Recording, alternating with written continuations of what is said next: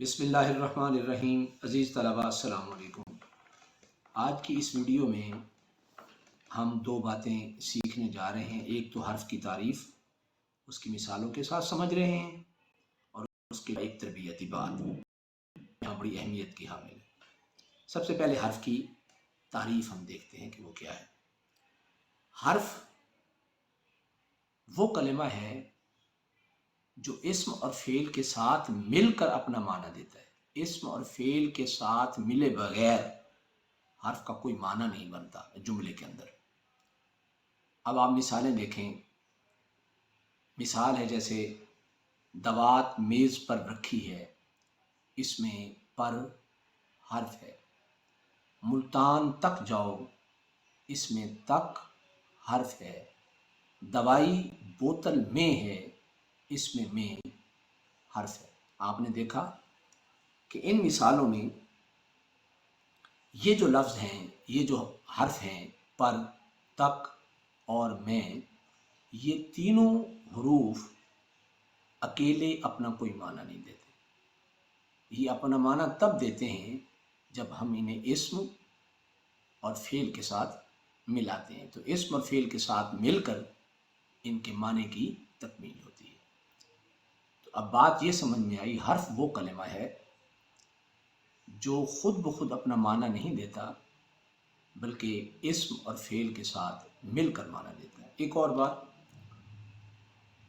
ان کی تعریفات میں ایک اور بات یہ بھی کہی جاتی ہے کہ بھئی کلمہ کی جو تین قسمیں ہیں ان میں حرف غیر مستقل معنی دیتا ہے۔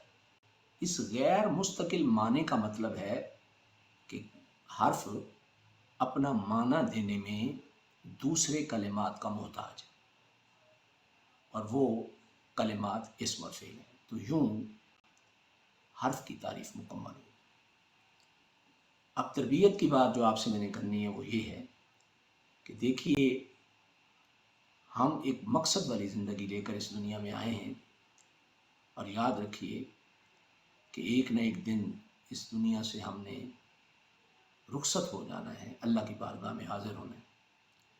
اور انسان ہمیشہ، عزیز بچوں، پریشان رہتا ہے، اس کو سمجھ نہیں آتی بعض اوقات کہ شر کیا ہے اور خیر کیا ہے، نیکی کیا ہے اور گناہ کیا ہے۔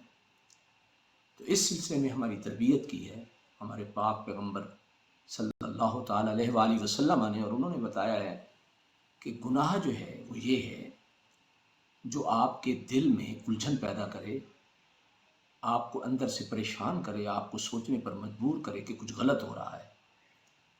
اور دوسری مثال اس کی یہ ہے، یا دوسری پہچان اس کی یہ ہے کہ گناہ ایک ایسی چیز ہوتی ہے جسے انسان چھپانے کی کوشش کرتا ہے۔